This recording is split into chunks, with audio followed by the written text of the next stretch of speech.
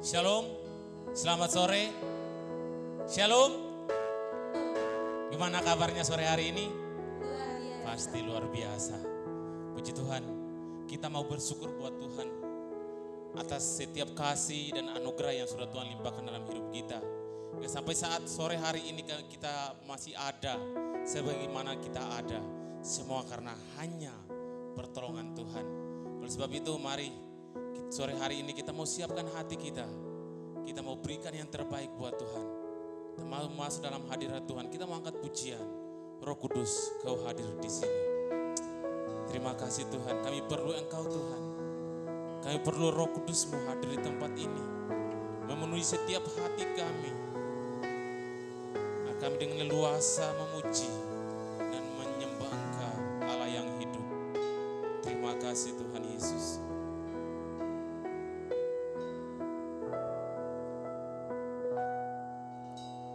Roh Kudus, Kau hadir di sini. Roh Kudus, ku mengasihi-Mu. Kau lembut, Kau manis, Kaulah penghiburku, penolongku, diutus Bapa-Ku. Ku buka hati untuk Roh-Mu Tuhan. Ku buka hati menyembah-Mu Yesus.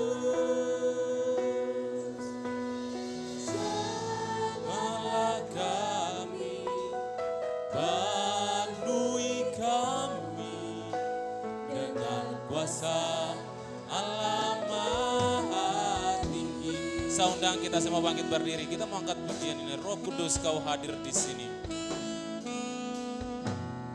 Roh Kudus, Kau hadir di sini. Roh Kudus, ku mengasihi-Mu. Kau lembut, Kau manis, Kaulah penghiburku, penolongku, diutus Bapa. Katakan ku buka hati untuk Roh-Mu Tuhan. Ku buka hati menyembah-Mu Yesus. Jamahlah kami, penuhi kami dengan kuasa Allah Maha. Katakan ku buka hati. Kami buka hati sore hari ini untuk curahan Roh-Mu Tuhan. Kami buka hati menyembah Engkau. Sebab Kau Allah yang layak disembah, Allah yang layak ditinggikan. Jamahlah hati kami Tuhan. Penuhi kami dengan kuasa Roh-Mu Tuhan. Allah Maha Tinggi. Dengan kuasa Allah Maha Tinggi. Dengan kuasa Allah Maha Tinggi. Haleluya. Kami buka hati kami Tuhan, penjamahan Roh-Mu, curahan Roh-Mu Tuhan. Kami buka hati kami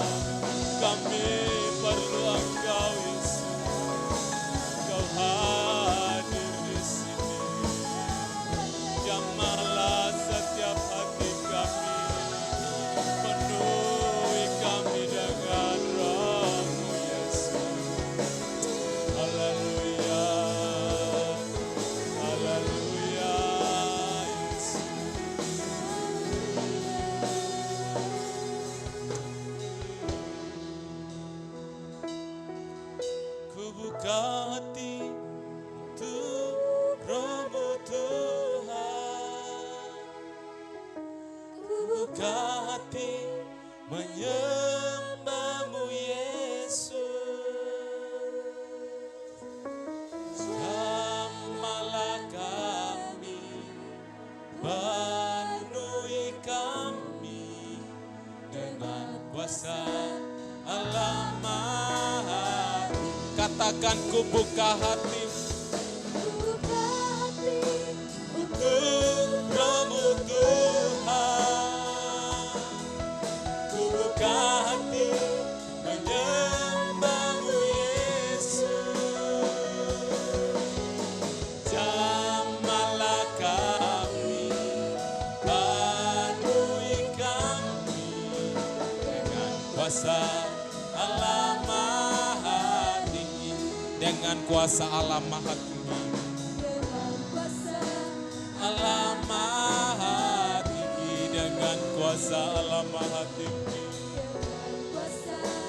Allah Maha Tinggi. Haleluya Yesus. Kami perlu Engkau Roh Kudus. Jamah setiap hati kami, penuhi setiap kami Tuhan sore hari ini. Agar kami dengan leluasa memuji dan membesarkan nama Tuhan. Urapi kami semua Tuhan, berkati kami semua. Terima kasih Bapa, terima kasih Tuhan. Kami serahkan jalannya ibadah kami sore hari ini.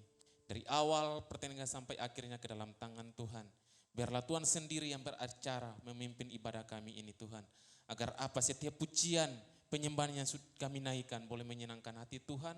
Dan nama Tuhan saja yang dipuji dipermuliakan. Kiranya kuasa gelap, roh najis, kuasa iblis yang ingin mengganggu jalannya ibadah kami sore hari ini. Kami satu hati, kami hancurkan kuasanya di dalam nama Tuhan Yesus Kristus. Kiranya kuasa-Mu saja memenuhi tempat ini, terlebih memenuhi di setiap hati kami Tuhan.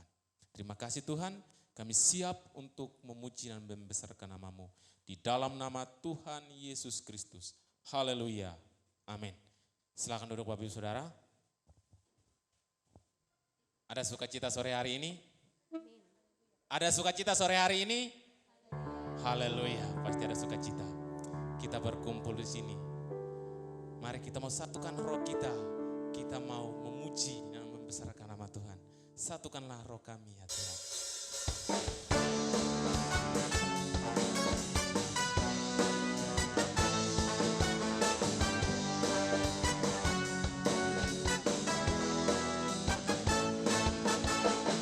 Bukanlah roh kami ya Tuhan, bergandeng tangan kami semuanya. Dalam hadirat-Mu kami menyembah-Mu, curahkanlah roh-Mu atas kami. Roh tercurah dari sorga.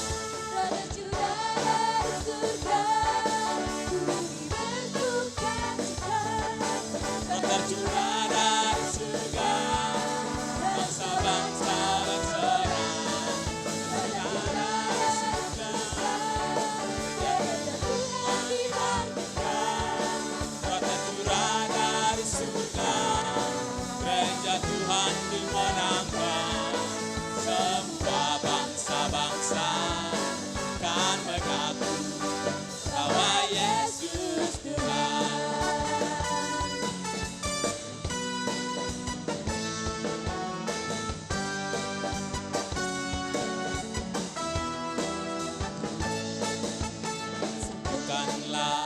Roh kami ya Tuhan, bergandeng tangan kami semuanya. Dalam hadirat-Mu kami menyembah-Mu, curahkanlah roh-Mu atas kami. Roh tercurah dari surga. Saya undang kita mau bangkit berdiri. Bumi bersuka cita, roh tercurah dari surga, bangsa-bangsa bersorak. Roh tercurah dari surga, gereja Tuhan dibangkitkan. Roh tercurah dari surga, gereja Tuhan dimenangkan. Semua bangsa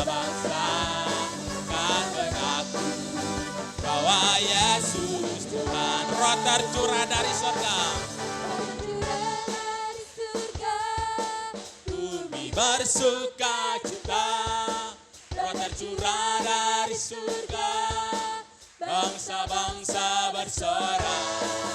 Roh tercurah dari surga. Gereja Tuhan dibangkitkan. Roh tercurah dari surga. Gereja Tuhan dimenangkan.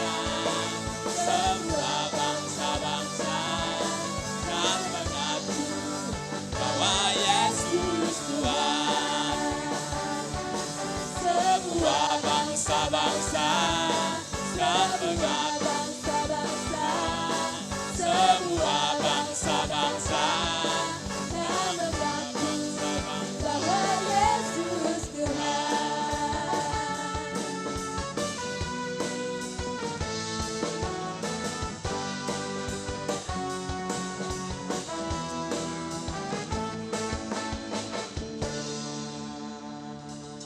Masih semangat memuji Tuhan? Mari kita mau menari buat Tuhan. Kita angkat pujian. Roh Allah ada di dalam. Kita mau menari seperti Daud menari.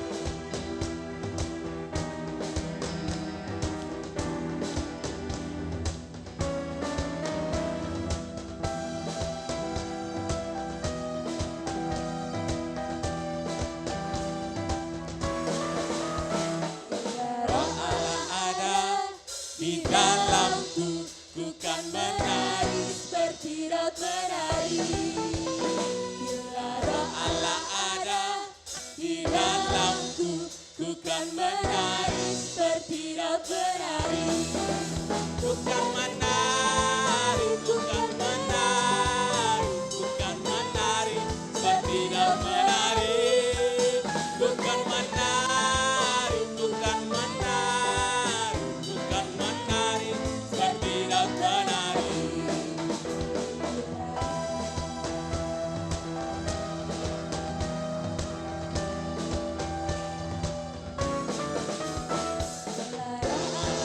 Ada di dalamku, ku kan menari seperti Daud menari. Roh Allah ada di dalamku, ku kan menari seperti Daud menari. Ku kan menari, ku kan menari, ku kan menari seperti Daud menari.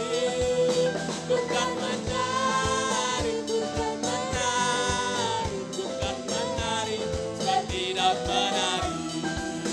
Ku kan menari, ku kan menari, ku kan menari seperti Daud menari. Ku kan menari, ku kan menari, ku kan menari seperti Daud menari. Ku kan menari seperti Daud menari. Ku kan menari seperti Daud menari. Beri kemuliaan bagi Tuhan. Silakan duduk Bapak Saudara. Tiba saatnya kita akan siapkan hati kita untuk dengarkan firman Tuhan. Silakan duduk. Kita mau akan pujian. Roh Kudus, peganglah tanganku.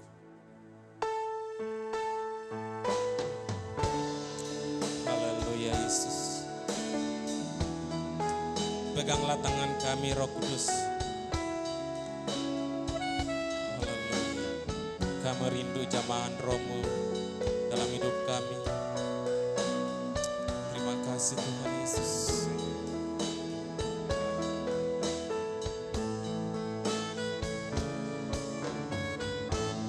Peganglah tanganku Roh Kudus setiap hari.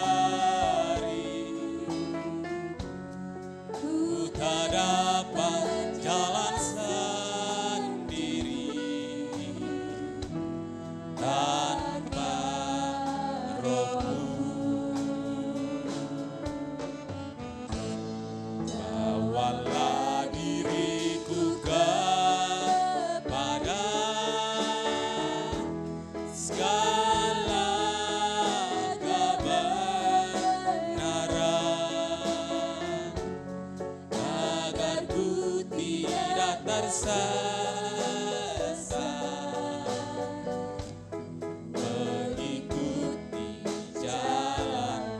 Katakan kudus, kudus.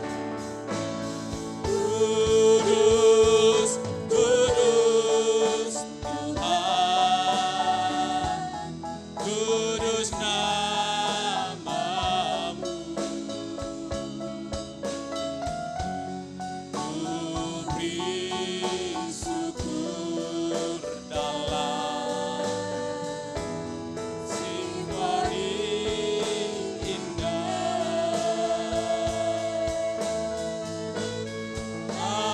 ajaib, ajaib Tuhan, ajaib namamu.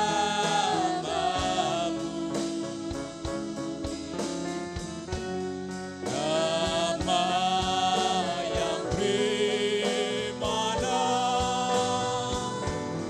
Yesus namanya. Katakan kudus-kudus, saya undang semua bangkit berdiri kembali. Kudus Tuhan, kudus namamu.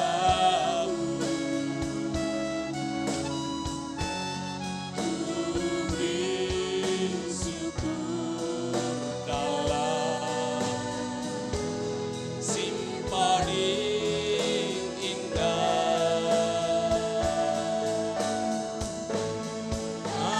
Ajaib, ajaib Tuhan, ajaib namamu.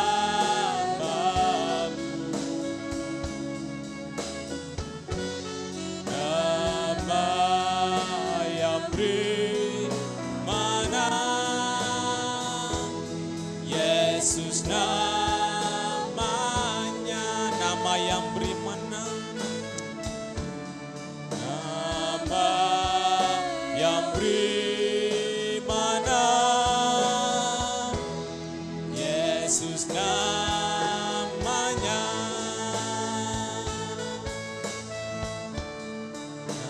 Nama yang beri mana, Yesus namanya. Dengan kasih Kristus.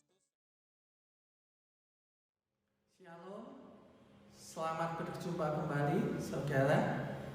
Senang rasanya meskipun dalam situasi pandemi kali ini kita tidak bisa berjumpa secara langsung, tetapi itu tidak membatasi apa yang mau Tuhan sampaikan kepada saudara. Itu tidak membatasi apa yang Tuhan mau kerjakan atas hidup saudara. Mari sebelum kita memulai, kita akan berdoa terlebih dahulu.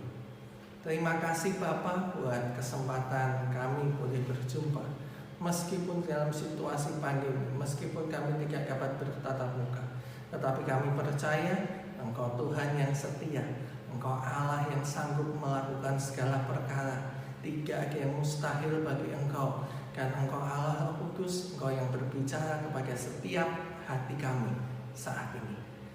Mari Roh Kudus berbicaralah, kami siap untuk mendengarkan. Di dalam nama Tuhan Yesus kami berdoa. Amin. Baik, kita akan memulai, kita akan belajar satu hal. Ini adalah satu next level di dalam iman kita. Saya akan ajarkan kali ini adalah iman sekalipun. Iman yang sekalipun.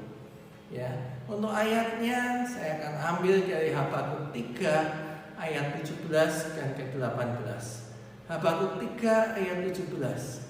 Sekalipun pohon ara tidak berbunga, pohon anggur tidak berbuah, hasil pohon zaitun mengecewakan, sekalipun ladang-ladang tidak menghasilkan bahan makanan, kambing domba terhalau dari kurungan, dan tidak ada lembu sapi dalam kandang. Ayat yang ke-18, namun aku akan bersorak-sorak di dalam Tuhan, berria-ria di dalam Allah yang menyelamatkan aku. Amin. Ya, dari dua ayat ini terkandung sangat dalam pelajarannya. Ya, kalau kita berbicara, kok aku jadi orang Kristen nggak tambah seneng sih? Kok aku jadi orang Kristen tambah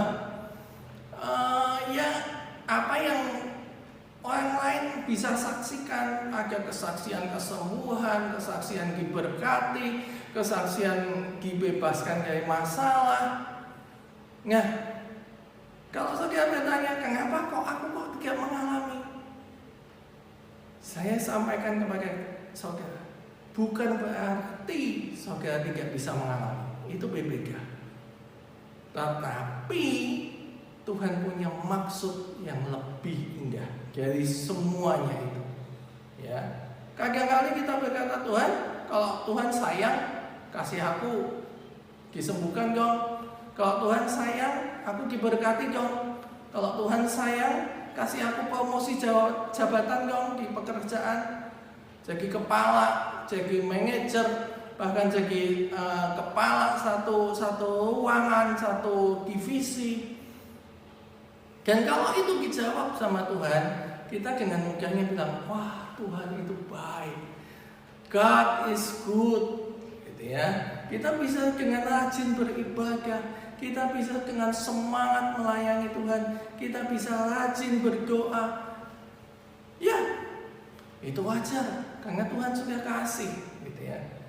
Nah, tetapi yang saya ingin sampaikan saat ini adalah, kalau yang terjadi adalah sebaliknya dari semuanya itu. Ya, belum lama kita mendengar, kalau saudara mengikuti berita di sosial media, salah satu hamba Tuhan yang terkenal pelayanannya di anak muda, Pastor Aditya Ulawan. Ya. Nah, kalau saudara lihat kehidupan masa lalunya bersama dengan istrinya, yang mereka adalah dari background entertain, dari background dunia pertunjukan, entertainment gitu ya, dan dengan kecukupan materi, kecukupan semuanya gitu ya. Kemudian mereka berdua masuk dalam pelayanan, melepaskan semuanya itu. Bahkan kalau saudara saya sendiri sempat berjumpa dengan beliau saat tahun 2019 sebelum pandemi gitu ya, di salah satu conference di Jakarta, dan dia menceritakan pergumulannya dengan anaknya yang paling kecil. Nah, istrinya pun dari background yang sama, melepaskan semuanya itu juga. Dan kemudian kalau ditanya, kok gitu sih Tuhan? Kok malah dia sakit, malah anaknya begitu, dan kayaknya berlawanan kayak dengan apa yang Tuhan bilang, Tuhan itu mengasihi, gitu ya. Tetapi kalau kita lihat kehidupan dari Pastor Aditya Ulawan sampai akhir hayatnya, sampai akhir hidupnya, dia tidak pernah kecewa dengan Tuhan. Ya. Dia nggak pernah bilang Tuhan itu kok begini dengan aku. Tidak ada kata-kata itu. Dan kalau kemarin di bulan April, di awal April, saya sempat pergi ke Bali menemani mahasiswa untuk studi tour di sana. Apa yang saya lihat sendiri dengan mata kepala sendiri, perekonomiannya begitu hancur. Ya, kita harusnya lebih bersyukur dengan keberadaan kita di Jawa, ya, di mana perekonomian kita masih bisa bergerak, meskipun ya tidak sebagus kalau sebelum pandemi, tetapi itu masih jauh lebih bagus. Apa yang saya lihat di Bali, banyak toko yang tutup, banyak, saya berjumpa dengan banyak orang dan mereka berkata, saya kehilangan pekerjaan, saya jadi tukang batu lagi, yang dahulunya tour guide gitu ya, dia harus jadi tukang batu lagi. Nah, itu yang terjadi. Dan saat ini saya akan sampaikan, kita akan bisa mengalami 6 hal yang negatif dalam perjalanan hidup kita. Dan 6 ini yang jangan sampai itu sudah diperingatkan Habakuk di ayat yang ke-17. Jangan sampai itu membuat kita kemudian berkata, kok Tuhan begitu sih? Jangan pernah ada kata-kata itu. Ya, Ada 6 hal. Yang pertama yang saya akan ajarkan di sini. Apa saja sih yang bisa terjadi? Yang pertama Habakuk katakan, pohon ara tidak berbunga. Nah, kalau kita lihat, saudara juga sudah tahu tentunya, ya, bunga itu melambangkan suatu kesuburan, perkembangbiakan, ya kan? Kalau pohon nggak menghasilkan bunga, dia nggak bisa berkembang biak. Dia tidak bisa menghasilkan buah, dia tidak bisa memperbanyak dirinya. Nah, pohon ara tidak berbunga di sini menggambarkan dan melambangkan bagaimana kehidupan kita ini nggak bisa berkembang lagi. Ya sudah mentok sampai di situ. Sudah selesai, nggak bisa tambah banyak, nggak bisa tambah besar. Dan ini berbicara bagaimana tentang fisik, kesehatan di dalam kemandulan, nggak bisa punya anak. Tetapi juga berbicara dengan ekonomi, gitu ya. Usaha kita ya sudah mentok di situ-situ aja. Kita nggak bisa lagi berlipat gandaan, gitu ya. Apa yang kita dapatkan sehari, katakanlah contohnya ya. Contohnya kita sehari bisa dapat 200.000. Ya sudah 200 itu aja. Nggak ada yang namanya jadi nantinya jadi 400.000, jadi 600.000. No, nggak akan terjadi itu. Gitu. Itu yang dikatakan pohon ara tidak berbunga. Dan yang kedua yang akan bisa terjadi di sini adalah pohon anggur yang tidak berbuah. Pohon anggur itu diambil buah anggurnya. Dan di dalam Alkitab kita tahu bahwa buah anggur ketika Tuhan Yesus ada di perkawinan di Kana, buah anggur itu melambangkan suatu sukacita.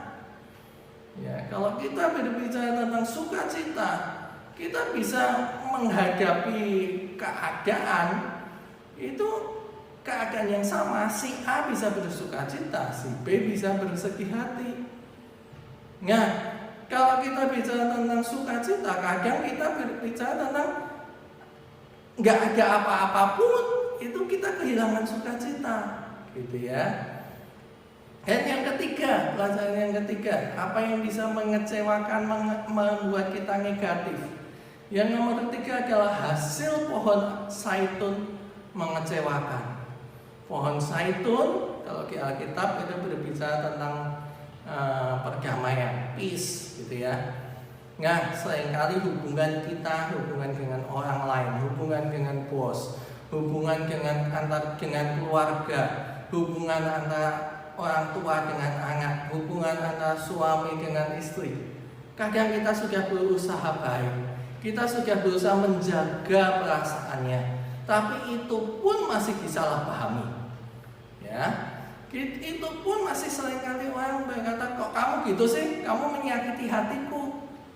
Meskipun kita sudah tulus, sudah baik, bisa terjadi konflik itu tidak bisa kita kendalikan. Kita sudah melakukan semua yang baik, tanggapan orang negatif itu kita nggak bisa kendalikan. Ya, hasil pohon zaitun akan mengecewakan. Dan yang keempat, Habakuk katakan, ladang tidak menghasilkan bahan makanan. Ladang di dalam Alkitab Tuhan Yesus katakan ladang itu pekerjaan. Ya, ketika Elisa itu dari ladang. Saudara ingat ketika dipanggil oleh Elia, ya, dia sedang membaca ladangnya. Ladang itu melambangkan pekerjaannya dia. Nah, pekerjaan ini tidak menghasilkan bahan makanan. Coba saudara bayangkan, kita sudah usaha keras, kita sudah membanting tulang, ya, tulangnya aja sampai dibanting-banting, gitu ya. Tetapi kenyataannya nggak ada satupun yang bisa menghasilkan keuntungan buat kita. Artinya apa? Kita kerja buat biayain pegawai, buat biayain ini itu habis. Buat makan aja nggak bisa. Ya, pekerjaan kita nggak bisa mendapatkan keuntungan. Dan itu yang Habakuk mau katakan. Permasalahan yang kelima. Ya, permasalahan yang kelima, kambing domba terhalau dari kurungan. Artinya apa? Kambing domba itu makhluk hidup, ya kan? Makhluk hidup.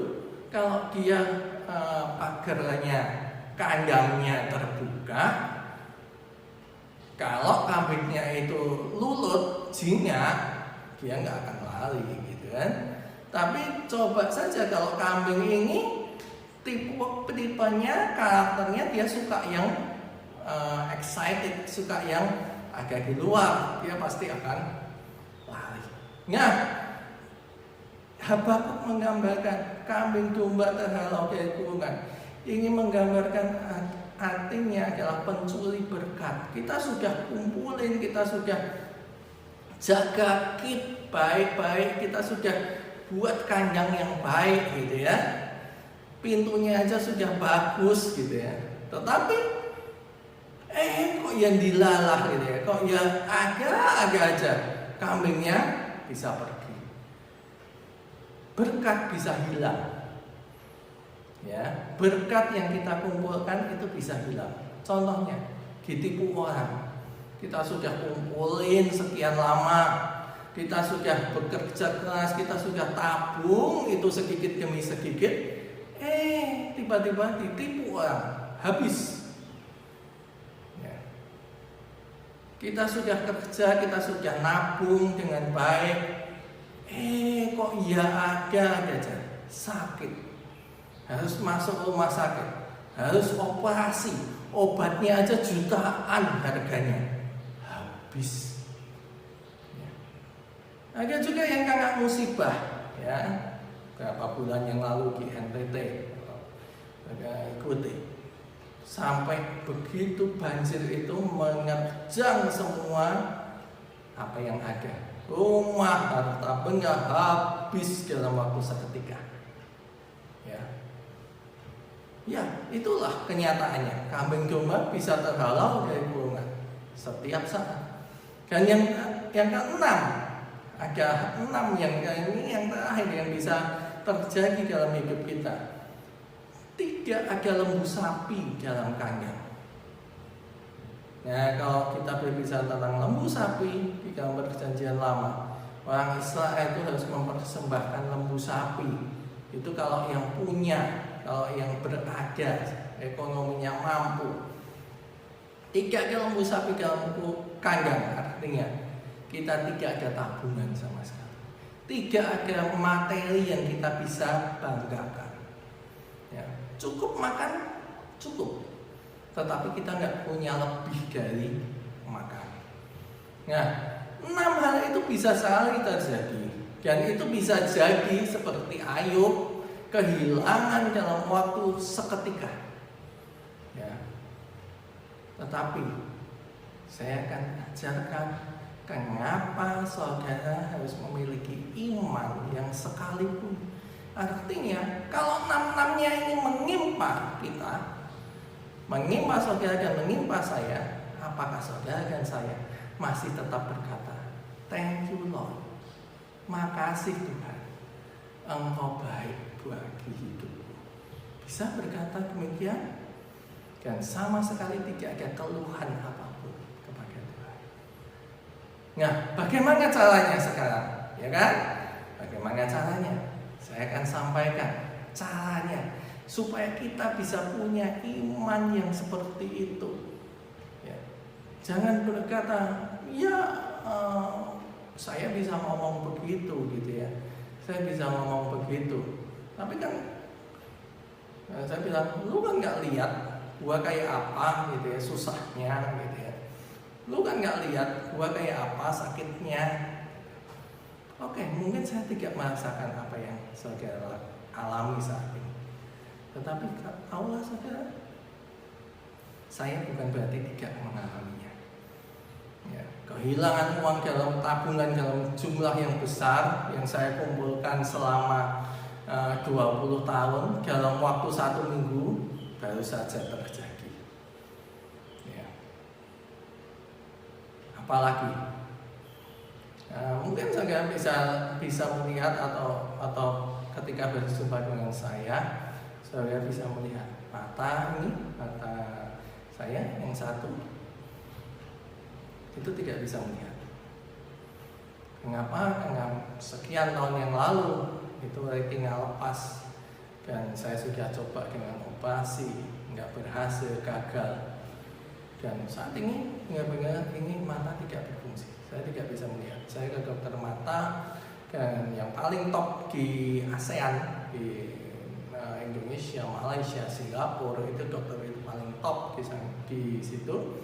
Saya berjumpa dengan dia dan dia bilang, Pak, matamu udah mati, gak mungkin mati. Nah, tapi saya percaya satu hal. Ya, ketika itu Tuhan bilang, kalau aku cuma mau membangkitkan anaknya si Yairus, gampang. Itu perkara nyawa gitu ya. Apalagi aku cuma membangkitkan matamu. Tuhan coba bilang gitu. Dan kalau matamu nggak mati, semua dokter bisa membangkitkan, bisa nyembuhin. Tapi kalau sudah mati, hanya aku yang berkuasa. Itu yang Tuhan janji. Tapi sampai saat ini nggak ada yang terjadi. Tapi itu saya tidak berkata, kok gitu Tuhan? No. Dalam hati saya tidak pernah menyalahkan Tuhan. Ya. Nah, caranya gimana sekarang? Yang pertama, kuncinya yang pertama, saya berkata, posisikan Tuhan sebagai Tuhan atas hidupmu.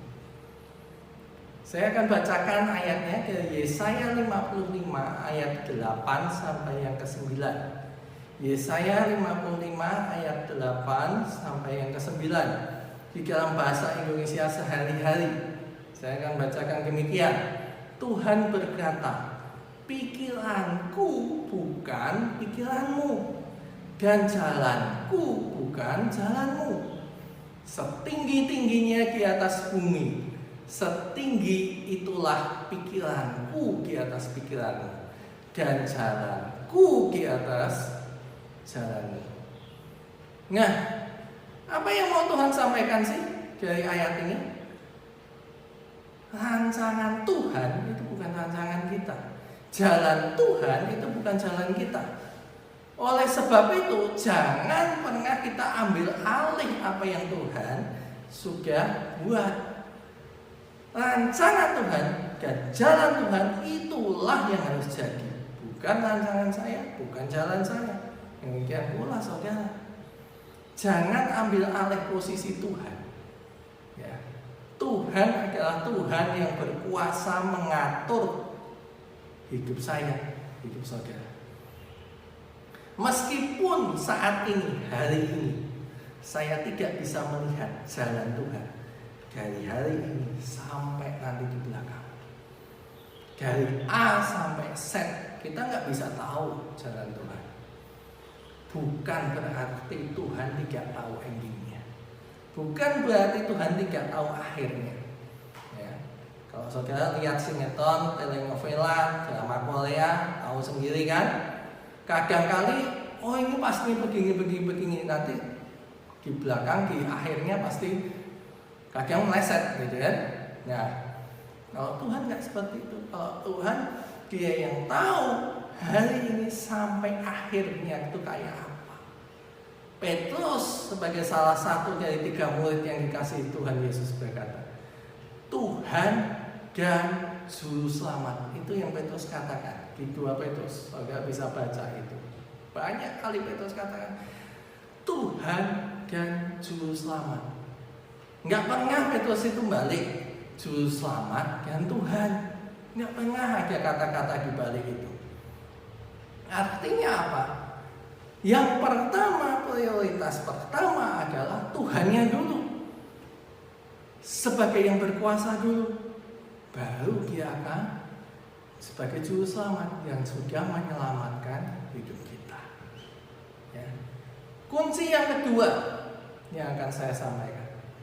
Yang kedua, ini penting. Tuhan itu nggak pernah modus.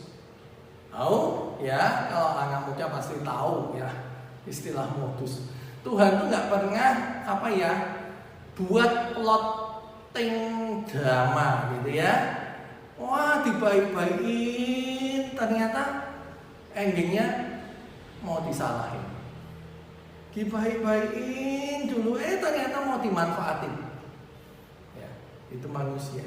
Tuhan tidak pernah buat itu. Tuhan tidak pernah modus. Yakobus 1 ayat 17. Saya kembali pakai dari bahasa Indonesia sehari-hari. Ya, Yakobus 1 ayat 17. Setiap pemberian yang baik dan hadiah yang sempurna datangnya dari surga. Ingat saudara, kalau kita sudah terima semuanya, itu pasti semua yang baik, pasti itu sempurna, dan itu datangnya dari surga. Lanjut, diturunkan oleh Allah, pencipta segala terang di langit. Itu semuanya dari Tuhan, dari Bapa kita. Ialah Allah yang tidak berubah dan tidak pula menyebabkan kegelapan apapun. Ingat, saya sampaikan ini, saya jelaskan ini. Kenapa sih kok kayaknya abstrak banget sih gitu ya, si Yakobus ini. Nah, Yakobus ini mengatakan sebenarnya secara bahasa lugasnya ya, kalau saya boleh terjemahkan, saya boleh tafsirkan, jangan kamu punya pikiran Tuhan itu kayak sutradara drama, telenovela, sinetron, ya, yang kayaknya baik-baik, di belakang nusuk, gitu ya. Allah itu tidak pernah berubah. Dia baik dari selama-lamanya dan untuk selama-lamanya. Tidak ada modus apapun. Ya, itu yang harus kita miliki, itu yang harus kita tanamkan dalam hati kita. Ya, Tuhan tidak pernah modus. Jangan kita berpikir, wah Tuhan kasih ini pasti maksudnya ada ini. Nggak pernah ada udang di balik batu, gitu ya. Kalau udang di balik bakwan itu enak, itu rasanya, gitu ya. Tapi Tuhan nggak pernah kasih kejutan, enggak. Tuhan itu transparan. Dia tahu kasih yang awal, Dia tahu kasih yang akhir, dan itu Allah itu kasih untuk selama-lamanya. Allah itu kasih. Itulah hakikat Allah, gitu ya. Dan apa yang Tuhan kasih itu tidak menyebabkan kegelapan, gitu ya. Nggak ada maksud tersembunyinya, nggak ada embel-embel di belakangnya. Ya, jadi kita harus pahami Allah itu kasih, itu kodrat ilahinya, itu ngaturnya, itu sifatnya, dan itu nggak bisa berubah oleh apapun. Sekalipun kita tidak mengasihi, sekalipun kita jahat dengan Dia, Allah itu tetap kasih. Dan kunci yang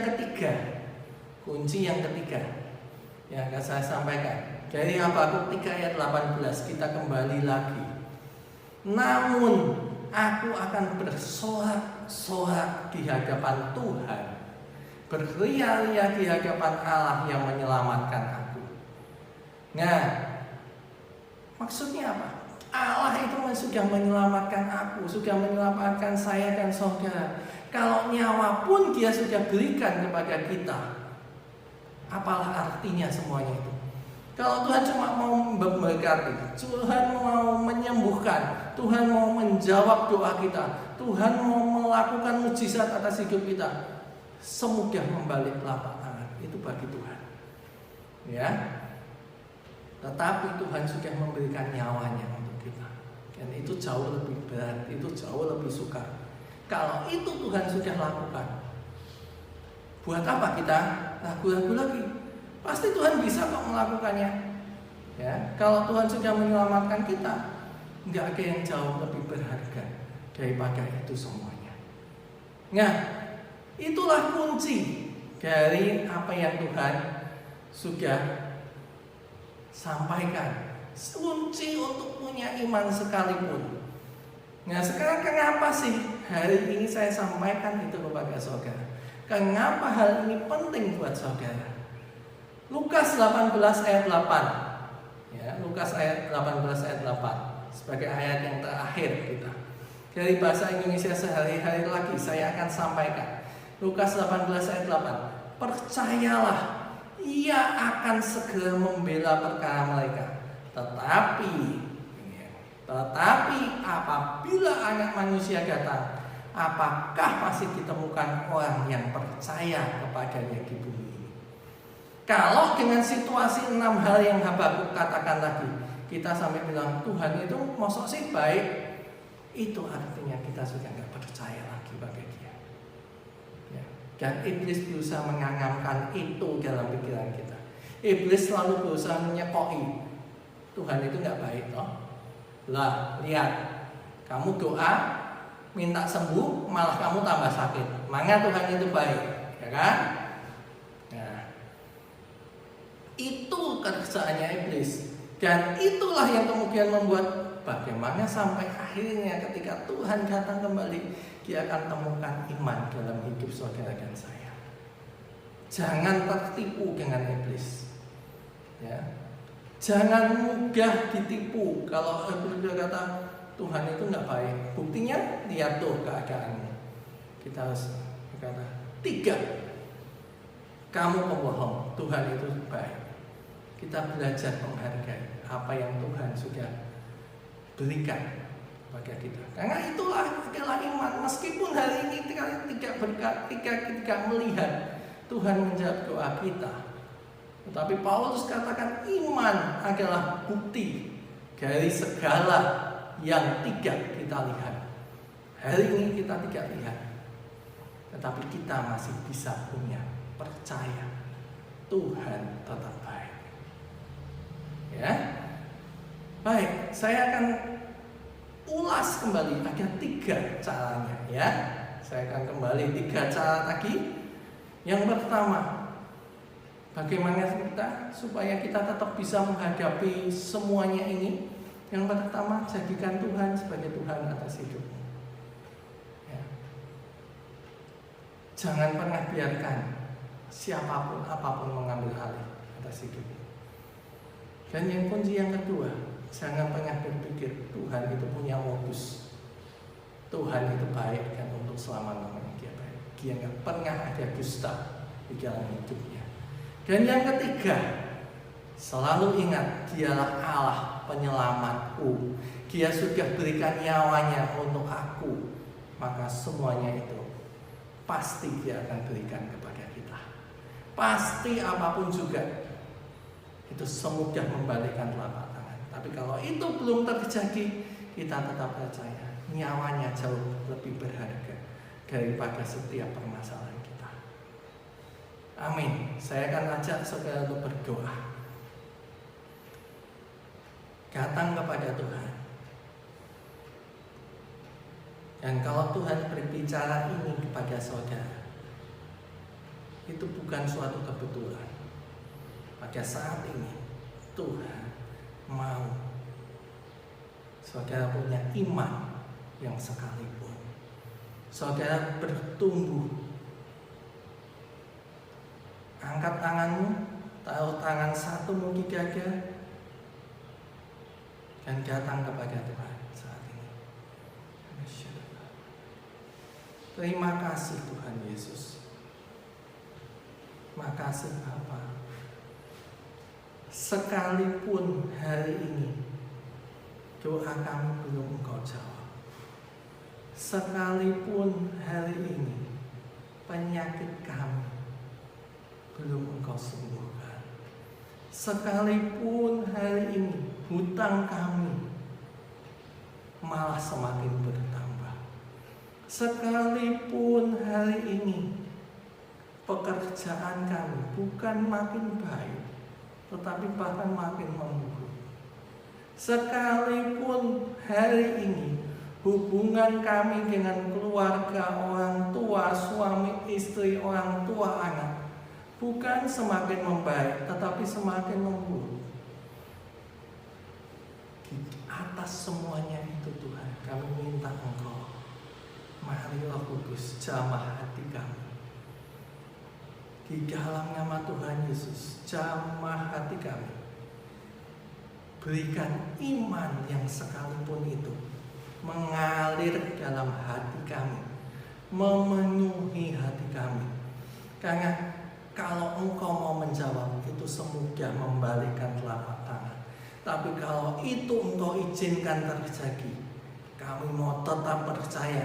Karena kami tetap percaya bahwa rancangan-Mu adalah rancangan yang terbaik. Jalan-Mu bukanlah jalan kami. Dan kami mau tetap percaya itu Tuhan di atas segalanya. Terima kasih Bapa, berkati setiap kami saat ini. Berkati kalau setiap kami sudah mendengar, sudah mencatat setiap firman-Mu. Biarlah itu menjadi rema di dalam hati kami, menjadi rema di dalam hidup kami, untuk kami dapat menghadapi semuanya. Terima kasih Bapa, terima kasih. Berkati setiap kami, pekerjaan kami, keluarga kami, studi kami, bahkan semua yang kami kerjakan, perjuangkan pada hari-hari. Di dalam nama Tuhan Yesus kami berdoa dan bersyukur. Amin.